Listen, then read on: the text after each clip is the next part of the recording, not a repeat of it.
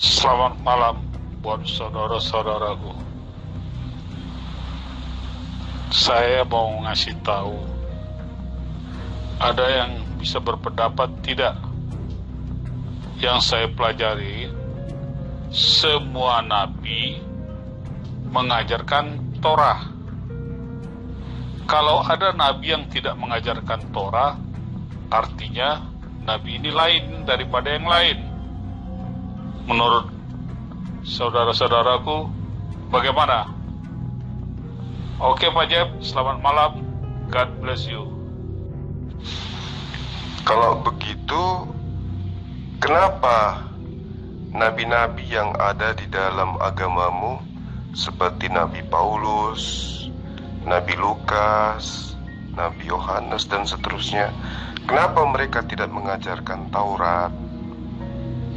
Ayo, apakah ini bukti bahwa mereka adalah nabi palsu? Artinya Anda tidak menguasai Alkitab karena Anda tidak tahu bahwa seluruh rasul-rasul itu mengajarkan Taurat. Artinya Anda masih ada kurang berilmu. Kalau nabi-nabi yang kalian sebut rasul itu mengajarkan Taurat, maka tidak akan disebut sebagai sebutan perjanjian baru apa yang mereka tuliskan, apa yang mereka ajarkan. Terbukti Torah itu masuk dalam golongan perjanjian lama. Kitab mereka, nabi-nabi palsu ini, masuk dalam kategori perjanjian baru. Contoh, Taurat mewajibkan laki-laki bersunat. Nah, pengajaran nabi palsu melarang, mengharamkan orang bersunat. Sekarang yang kamu maksud bahwa nabi-nabi yang menuliskan perjanjian baru yang dalam ajaran Kristen disebut rasul itu, mana ajaran Torah yang mereka ajarkan? Tunjukkan. Yang tidak mengerti itu adalah saudara Zulkifli M. Abbas. Tetapi seluruh orang Kristen mengerti. Kalau Anda tidak tahu, artinya Anda harus belajar. Gitu aja kok repot ya. Justru ini adalah proses belajar. Saya bertanya kepada saudara, tadi kan sasaran tembaknya saudara adalah Muhammad SAW, bukan? Yang Anda ingin mengatakan bahwa beliau tidak mengajarkan Torah. Nah, ini saya belum masuk dalam pemahaman apa itu Torah. Tetapi saya langsung menyangga tentang nabi-nabi yang kalian kemudian sebut sebagai rasul yang ada di dalam agamamu, seperti Nabi Lukas, Nabi Markus, dan seterusnya, Nabi Paulus. Apakah mereka mengajarkan Torah? Atau mereka justru membatalkan Torah? Ini yang harus kamu pahami dulu. Jawab dengan jujur. Apakah nabi-nabi yang kamu sebut rasul itu mengajarkan Torah atau membatalkan Torah? Silakan. Anda baca di mana Lukas, Markus itu nabi? Setahu saya dia murid Tuhan Yesus dan rasul. Dari sini Anda masih kurang untuk membaca. Artinya Anda sama sekali tidak mengerti tentang kekristenan. Kalau tidak mengerti, harusnya Anda bertanya, tidak memberikan pendapat, supaya belajar untuk cerdas. Itu setahu Anda.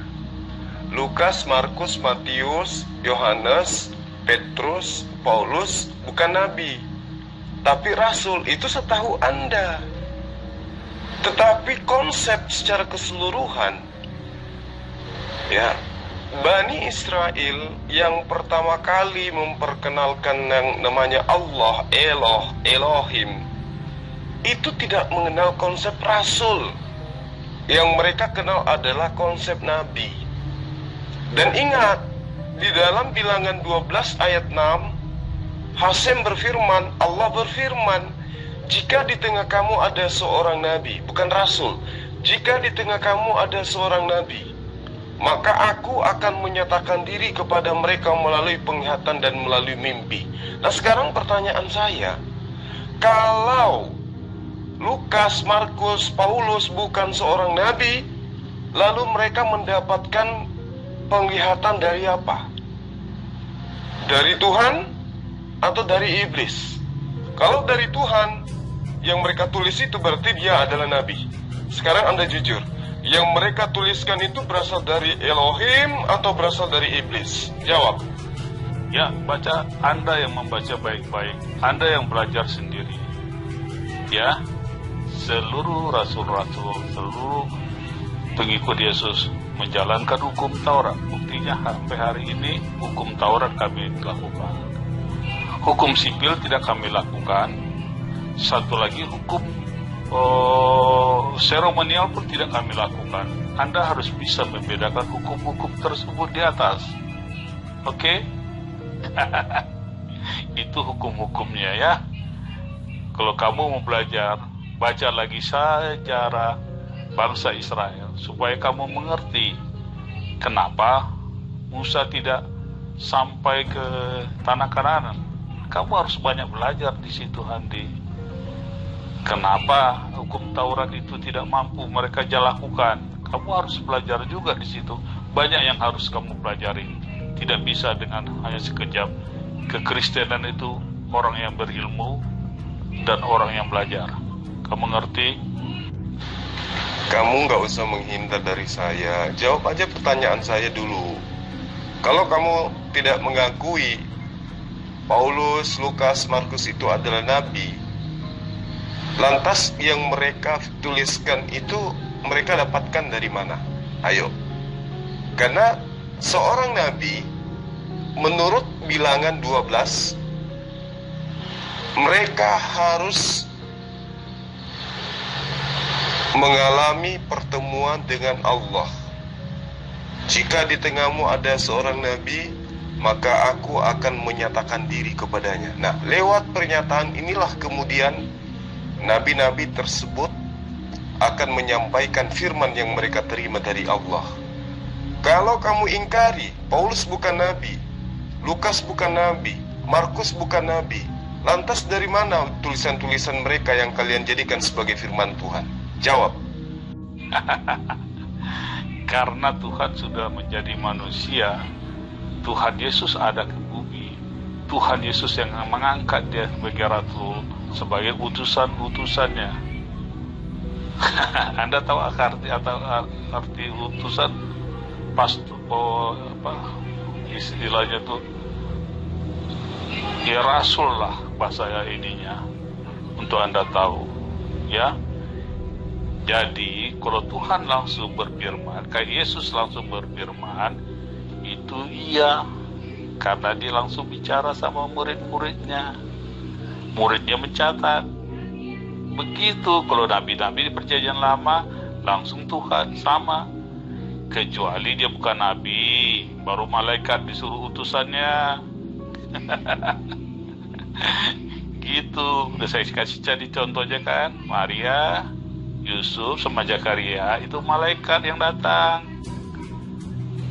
menyampai pesannya. Gitu, Jo. Oke, saya terima asumsimu. Untuk kita lanjutkan materinya, daripada kamu menghindar dari saya. Sekarang saya tanya samamu, apakah Yesus pernah menyatakan diri kepada Lukas sesuai dengan pengajaran Yesus?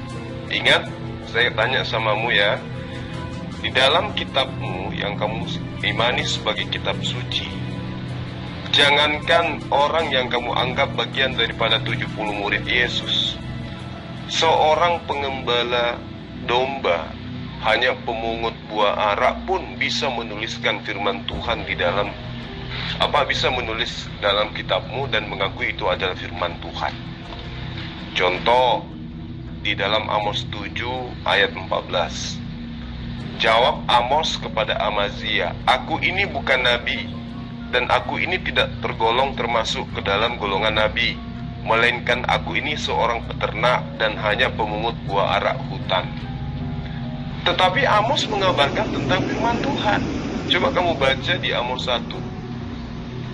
Perkataan yang dinyatakan kepada Amos, salah seorang peternak domba dari Tekoa, tentang Israel pada zaman Uzia, Raja Yehuda.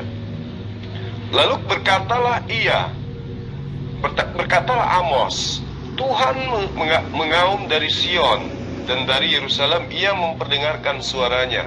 Keringlah padang-padang pengembalaan dan layunan, dan layulah puncak gunung Karmel. Beginilah firman Tuhan, kata si Amos. Karena 3 perbuatan jahat Damsyik, bahkan 4, aku tidak akan menarik kembali keputusanku. Oleh karena itu mereka telah mengirik Gilead dengan eretan pengirik dari besi. Aku akan melepas api dalam istana Hazael, sehingga pun Ben-Hadad dimakan habis. Beginilah firman Tuhan, kata Amos.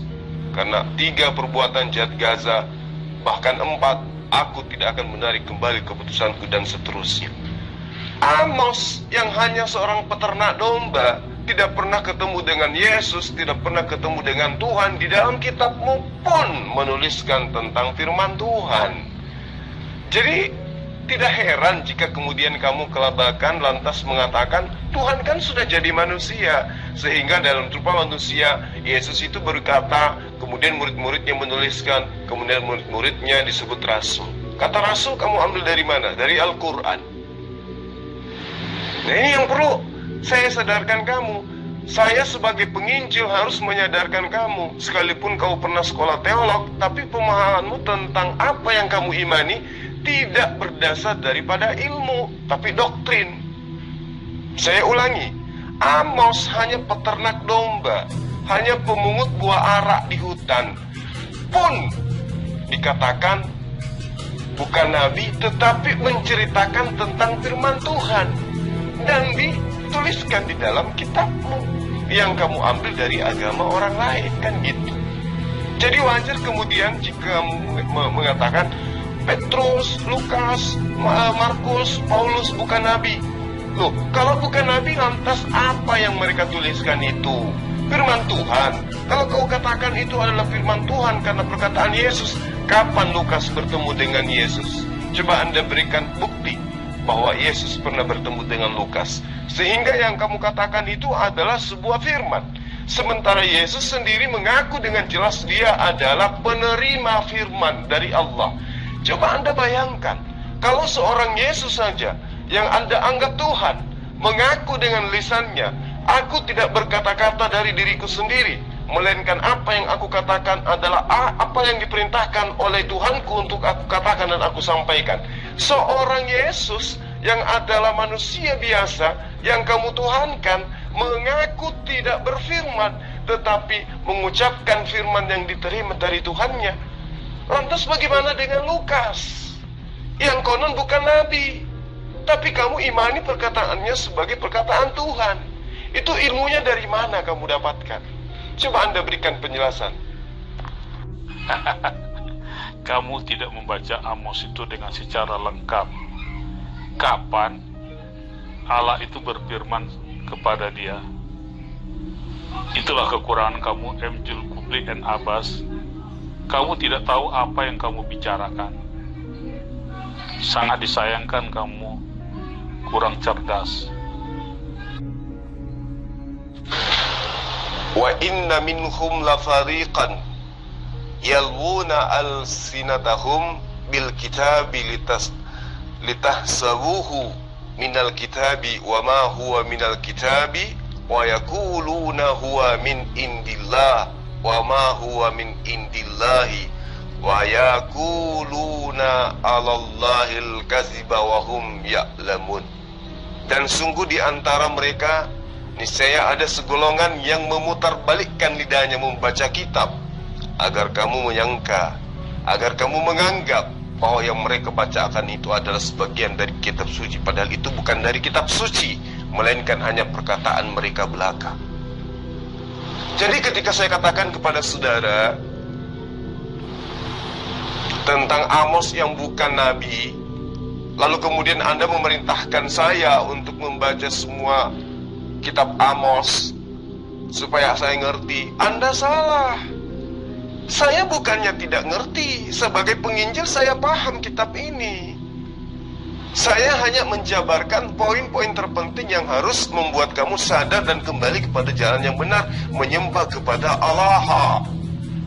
Amos 7 ayat 14 maksud saya. Aku ini bukan seorang nabi dan tidak termasuk dalam golongan nabi-nabi, melainkan aku ini hanya seorang peternak, dan aku ini hanya pemungut buah arak di hutan. Itu pengakuan Amos. Tetapi Amos di dalam Amos 1 mengaku menuliskan firman Tuhan. Beginilah firman Tuhan, beginilah firman Tuhan, beginilah firman Tuhan, kata Amos. Tapi ternyata bukan nabi. Tapi kamu akui apa yang dituliskannya itu sebagai firman Tuhan. Nah, itulah susahnya dalam hidup kamu itu menuhankan sesuatu yang berdasar daripada pengajaran-pengajaran yang bukan ajaran seorang nabi. Bagaimana dengan Paulus? Lebih parah lagi.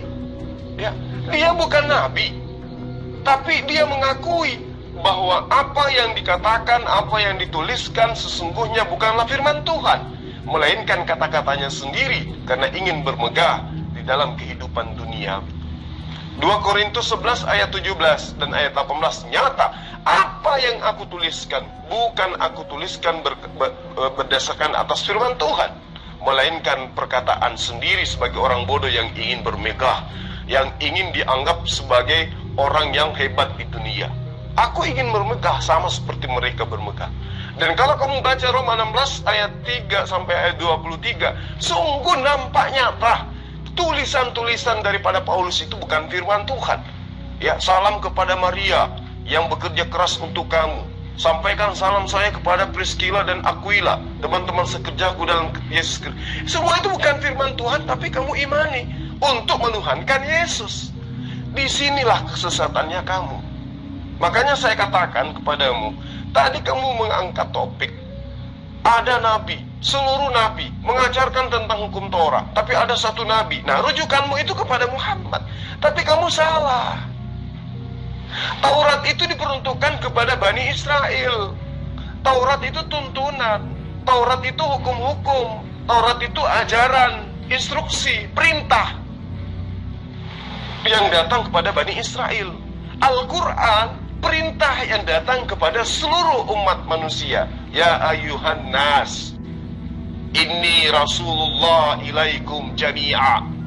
Hai seluruh manusia, aku ini adalah utusan Allah untuk kalian semua. Itu Al-Quran. Sehingga Al-Quran penuh dengan hukum-hukum.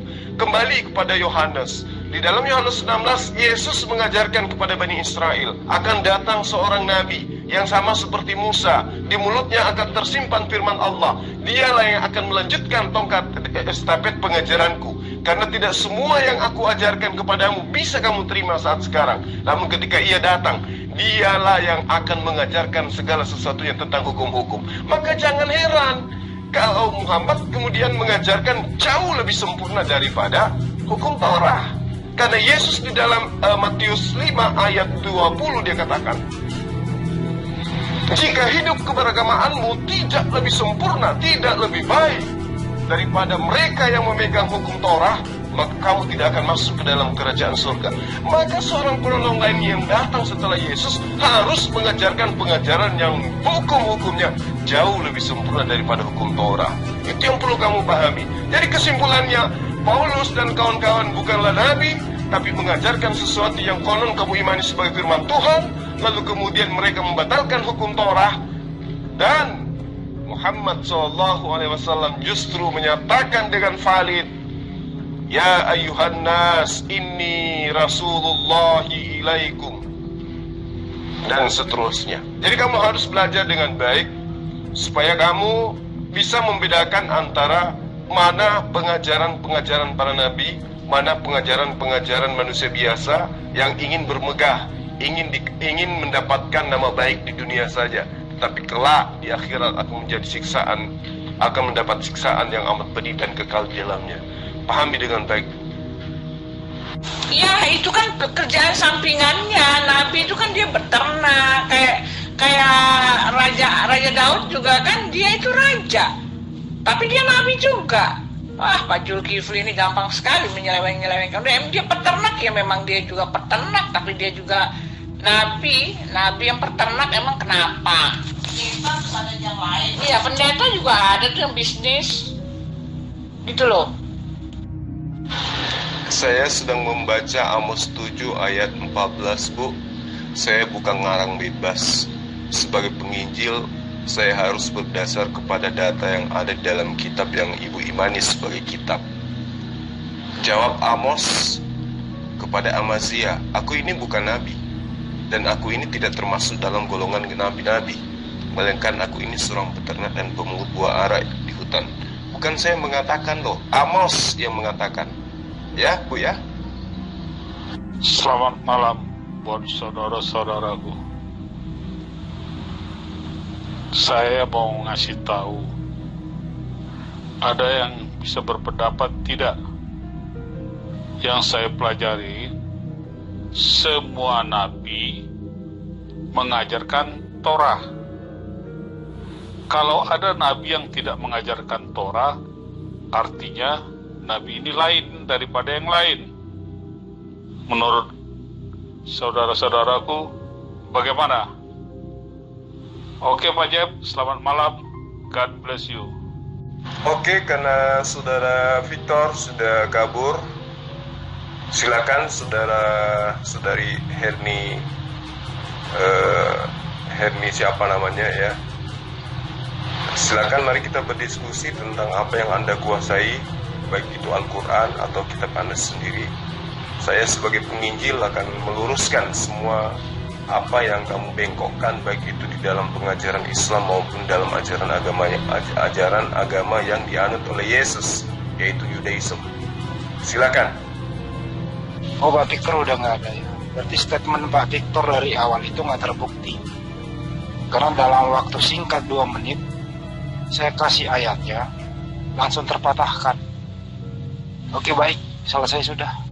Di atas aku bilang, Nabi yang bersetubuh sama mayat, Nabi yang kawin sama anak kecil, Nabi yang perkosa budaknya, Nabi yang sodomi anak kecil, Nabi yang membunuh, Nabi yang apalagi tuh, Nabi yang memperkosa, merampok, membagi-bagikan hasil rampokannya. Itu ada aturannya loh di Quran, di hadis, oke? Apalagi ya? Nabi yang mengharuskan minum kencing onta, Nabi yang mengatakan bahwa lalat itu sayapnya satu itu racun dan satu itu sebagai penawar racun, mengandung apa vitamin kayaknya ya. Aduh, bingung deh. Nabi yang sakit jiwa OCD, apalagi tuh. Nabi yang jatuh cinta sama bibinya, tuh kan. Makanya dia tertarik sama orang tua tuh. Cuman karena nggak puas seks sama orang tua, sama istrinya yang udah tua, dia carilah anak kecil. Maaf ya, ini kenyataan. Aku nggak menghujat.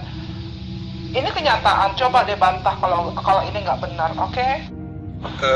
Mungkin kita mulai aja dari ungkapan Ibu Herni ya, tentang apapun yang ada dalam VN Ibu ini. Karena saya melihat Ibu sudah terlalu jauh melangkah di dalam menyampaikan sebuah informasi tentang Islam, tentang Rasulullah Muhammad SAW, dan juga tentang Al-Quran. Saya ingin bantuan Ibu.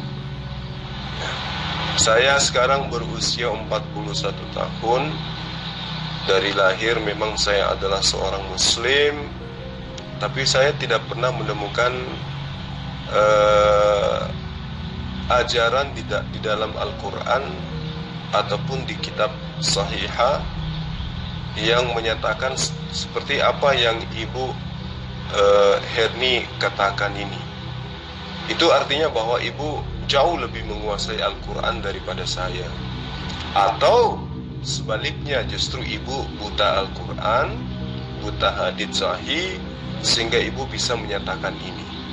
Nah, untuk mengetahui itu, apakah benar Ibu adalah pakar Al-Quran, pakar hadits, atau orang yang buta Quran, buta hadits, mari kita bahas, mumpung saya ada waktu. Silakan Ibu Herni. Kelihatannya Ibu Herni tidak mampu mempertanggungjawabkan apa yang diucapkan terhadap pribadi Rasulullah Muhammad SAW.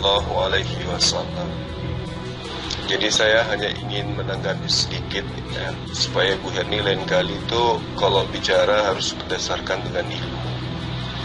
Di dalam Sahih Bukhari, Nabi Rasulullah Muhammad SAW itu bersabda, janganlah kalian melampaui batas dalam memujiku, dalam mengkultuskan aku, kata Rasulullah. Sebagaimana orang-orang Nasarah memuliakan, mengkultuskan Nabi Isa alaihissalam, sesungguhnya aku hanyalah hambanya, hamba Allah, maka itu katakanlah Abdullah wa Rasulullah, aku ini adalah hamba Allah dan utusan Allah. Jadi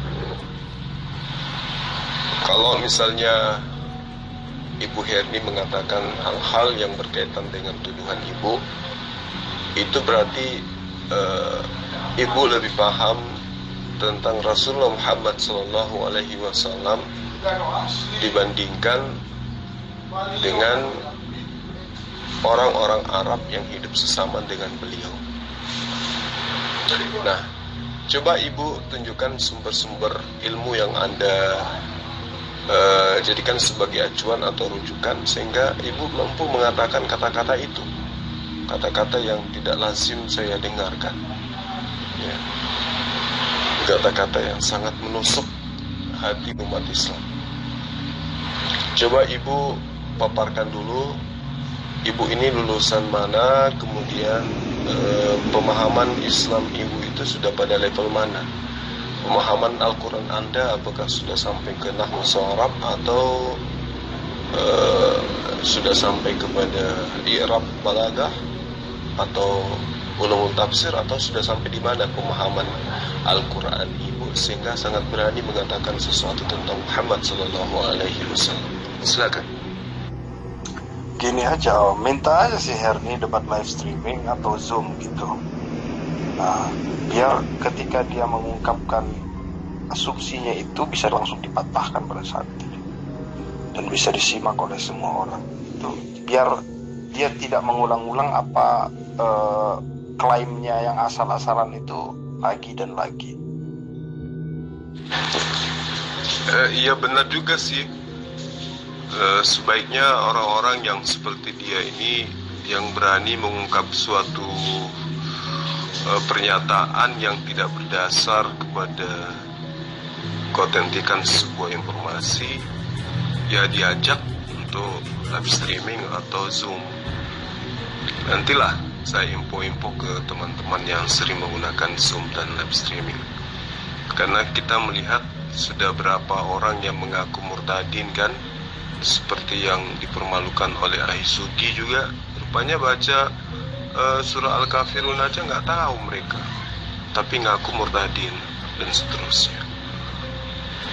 Namun meskipun demikian, saya yakin sekali bahwa saudari Herni ini hanya korban pembodohan dari link-link kafir yang mereka baca, atau buku-buku yang dikarang oleh Robert Mori misalnya, Alisina atau Duladi Samarinda.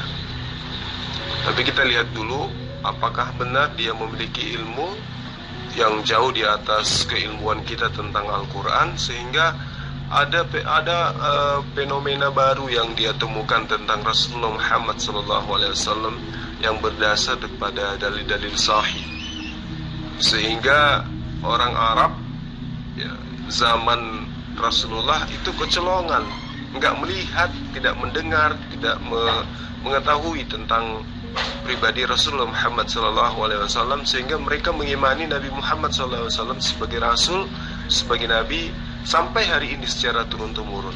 Mereka kecolongan berarti, karena saudara Herni lebih paham ilmunya, lebih tinggi ilmunya. Kita tunggu, mudah-mudahan dia ada keberanian untuk menanggapi VN kita. Itu udah ditantang, katanya boleh. Itu udah dijawab, katanya boleh. Coba di-tag. Karena dari sore minta pertanggungjawabannya, dari sore minta buktinya. Katanya ntar malam. Dia kasih bukti dengan upload sebuah buku. Itu doang buktinya. Coba titik ulang dah. Saya melihatnya udah kabur, udah nggak dengar VN. Jadi hal ini harus diluruskan ya. Hal-hal yang berkaitan dengan fitnahan para penyembah teos itu harus diluruskan memang. Maka fungsi daripada keberadaan kita sebagai debaters itu mengkanter semua fitnahan yang berasal dari orang-orang Kristen yang buta akan agama Kristen dan seakan-akan melek terhadap ajaran Islam. Padahal mereka membaca ejaan Arab, ejaan Al-Quran aja gak bisa. Nah ini bahaya kalau dibiarkan. Makanya Bang, orang-orang kayak beginilah yang kita harus injili supaya mereka kembali kepada jalan yang benar. Diluruskan oleh Allah lisannya agar dia bisa mengatakan sesuatu berdasarkan kepada ilmu. Karena jika ada orang bercerita tentang Rasulullah Muhammad SAW dan mereka lebih paham daripada orang-orang terdahulu, ya berarti orang ini bukan manusia biasa, minimal dia adalah malaikat.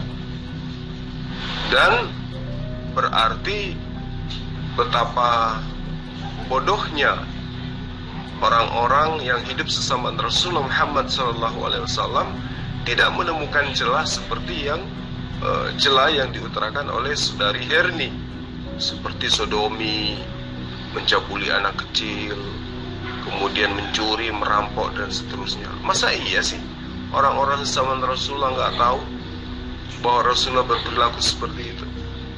Bahkan mereka berbondong-bondong sejazirah Arab ikut kepada Rasulullah Muhammad SAW yang bukan bangsawan, bukan orang kaya, bukan saudagar, tapi malah anak yatim piatu yang kemudian diutus oleh Allah sebagai nabi. Dan mereka ngikut semua.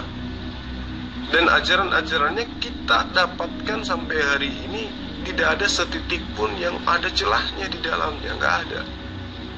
Itu yang mengherankan, ya kan? Nah, sementara sahabat-sahabat kita, teman-teman kita dari Kristen,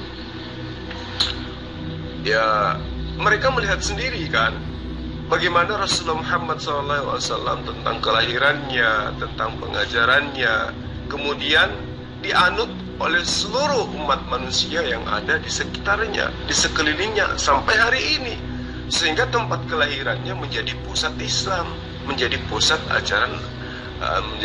ajarannya Rasulullah Muhammad SAW. Nah, sebanding dengan itu, Yesus konon katanya Tuhan, lahir di Yerusalem. Paulus katanya Rasul, Lukas katanya Rasul, Markus katanya Rasul. Semua mereka ini Bani Israel konon ceritanya. Tapi kok sampai hari ini orang-orang Israel tidak kenal mereka gitu loh. Yang mengenal mereka, menjadikan mereka rasul ini justru orang non Israel. Kan lucu. Jadi udah kelihatan bohongnya. Kalau apa yang mereka katakan tentang Rasulullah Muhammad SAW itu benar, berarti Jazirah Arab saat ini tidak mungkin memeluk ajaran agama yang diajarkan oleh Rasulullah Muhammad SAW. Itu pasti tidak diragukan. Tapi faktanya justru kita mendapatkan pengajaran ini dari mereka, kan gitu. Nah, sebaliknya, kalau apa yang mereka ceritakan tentang Yesus itu benar, tentang Paulus itu benar, maka hari ini yang mengajarkan kekristenan, yang membuat dunia ini menjadi Kristen lebih banyak daripada agama lain adalah orang-orang Yahudi. Tetapi kan tidak.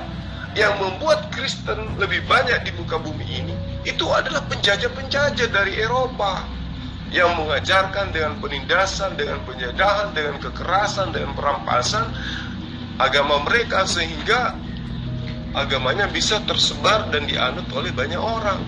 Poin kedua, kalau Muhammad SAW itu benar sesuai apa yang diceritakan oleh saudara Herni dan Kristen penghujat lainnya, maka mustahil sampai hari ini Jazirah Arab akan menjadi Islam. Kenapa? Karena ajaran agama Islam itu sangat berat, penuh dengan tuntunan, penuh dengan syariat, penuh dengan hukum-hukum, dan semua harus ditaatin, gitu loh. Tidak ditaatin dosa. Nah, sementara di kiri kanan kita, muka belakang kita ada agama yang begitu nikmat. Cuma percaya Yesus Tuhan datang berupa manusia, mati, dosa apapun yang kita lakukan pasti masuk surga.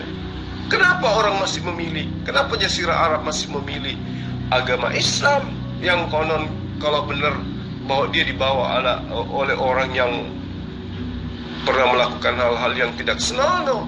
Kenapa nggak meluk ajaran Kristen aja, di mana ajaran Kristen itu rata-rata dianut oleh pecinta-pecinta dunia, orang-orang sukses di dunia, kan gitu. Nah, inilah yang perlu kita luruskan, Bang, sebagai debaters Muslim, untuk mengcounter semua hujatan, fitnahan orang-orang yang tidak memiliki ilmu tentang Rasulullah Muhammad SAW, tentang Al-Quran dan Islam, supaya generasi Islam berikutnya itu mengetahui bahwa seberat apapun ajaran Islam, itulah kebenaran dan itulah keinginan Allah. Karena ajarannya adalah ajaran yang bersumber daripada Allah yang benar, Tuhan yang benar. Sementara seindah dan senyaman apapun ajaran agama Kristen, itu tidak berasal daripada pengajaran para nabi, karena tidak berasal dari Yudaism, tidak berasal dari Israel.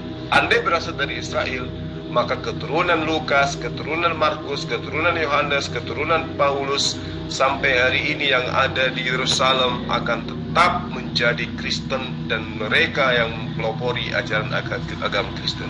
Tapi faktanya kita lihat yang mengajarkan kekristenan justru dari Eropa, orang-orang yang hidupnya senang, orang-orang yang hobi hura-hura, orang-orang yang hobi melakukan sesuatu yang dilarang oleh Allah. Dari sanalah Kristen itu bermuara, dari sanalah Kristen itu menyebar kemana-mana. Saya kira seperti itu, Bang. Kalau saya menunggu saudari Henry, kelihatannya udah kabur. Jadi mudah-mudahan hal ini bisa dia dengarkan nantinya, supaya dia bisa paham bahwa saya sebagai pengikut Paulus, sebagai penyembah Theos, tidak boleh asal ngomong, tidak boleh asal bicara tentang Islam, karena umat Islam jauh lebih paham kitabnya daripada saya, si Herni, yang hanya pemakan babi dan penyembah dewa Theos. Saya kira seperti itu, Bang. Salam satu Tuhan. Udah dijelaskan. Tapi tetap mereka nggak mau terima, tetap bertahan dengan klaim dan tuduhannya itu. Udah diluruskan semua teman-teman Muslim. Udah. Kedua, mereka nggak bisa membuktikan apa-apa. Jadi saya menarik kesimpulan bahwa ini orang-orang seperti ini memang tujuannya untuk mempersulit dirinya sendiri. Buktinya kalau dia bener kan dia nongol. Dari sore dia berjanji, ntar malam saya cari datanya dulu. Saya bilang jangan kan malam, tahun depan insya Allah kalau saya masih hidup saya tunggu datamu. Karena sampai jungkir balik ini data nggak ada, gitu loh. Udah diluruskan berbagai macam cara, tapi tetap aja bereaksi seperti ini. Mau apa lagi gitu. Jadi dia sendiri membuka peluangnya dirinya dalam kesulitan. Ya baik kesulitan nanti berhadapan dengan hukum, ya baik kesulitan dalam dunia debat seperti ini. Akhirnya apa? Ya kabur-kaburan. Ya beginilah yang terjadi. Allah Subhanahu wa ta'ala di dalam berfirman kepada Nabi Musa yang dicatat kemudian dalam kitab Kejadian 12 ayat 3, berkata dengan lantang kepada Abraham, "Aku akan memberkati umat Islam yang memberkati engkau Abraham, dan akan mengutuk Kristen yang telah mengutuk engkau Abraham." Yaitu alasannya kenapa kemudian mereka susah untuk menemukan kebenaran. Mereka hanya mampu menyampaikan sesuatu yang sifatnya hujatan, fitnahan. Dan lagi-lagi di dalam Al-Quran surah Al-Baqarah juga disebutkan oleh Allah, summun bukmun umyum fahum la yarji'un. Orang-orang Kristen itu buta, bisu dan tuli, sehingga mereka tidak bisa melihat dan mendengarkan kebenaran. Itu disebabkan karena apa? Karena Allah sudah mengatakan, aku akan mengutuk engkau, mengutuk siapapun yang mengutuk engkau Abraham. Itu sumpah Allah, itu janji Allah.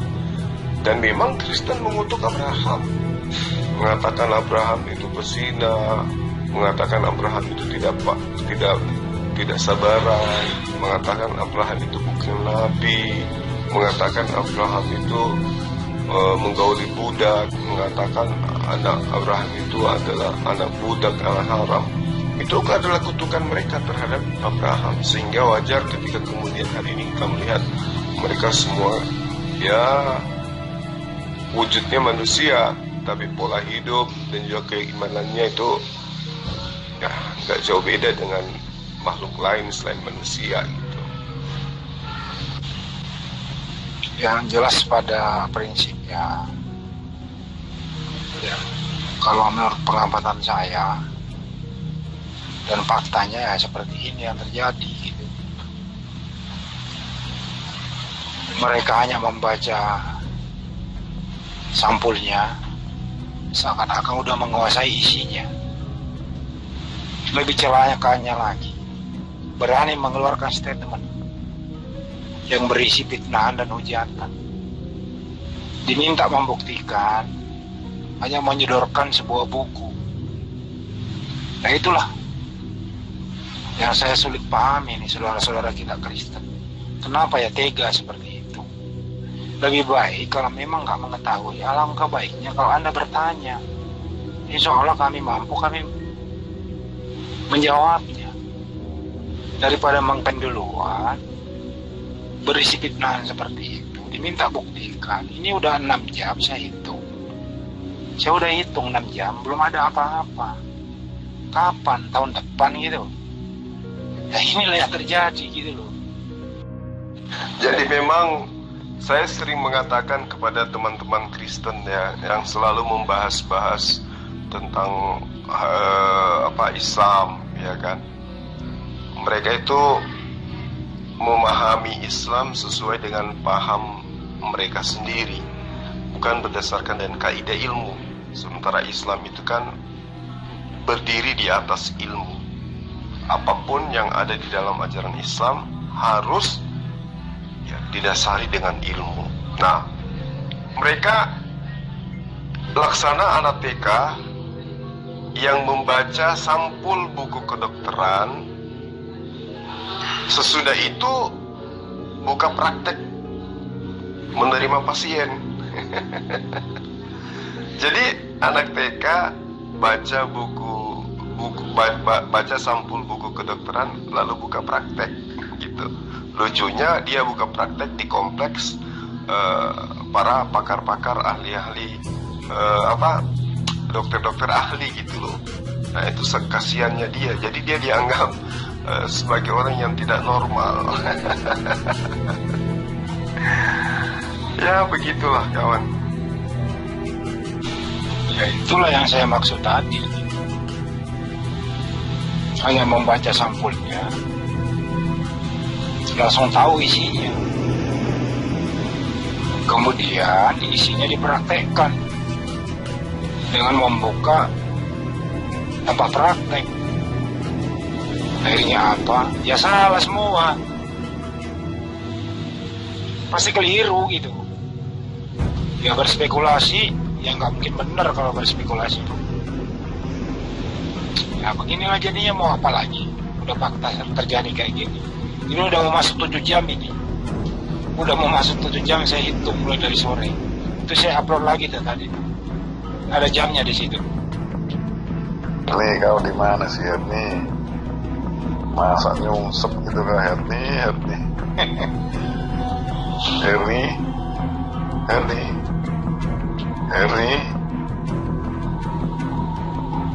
Bu Herni.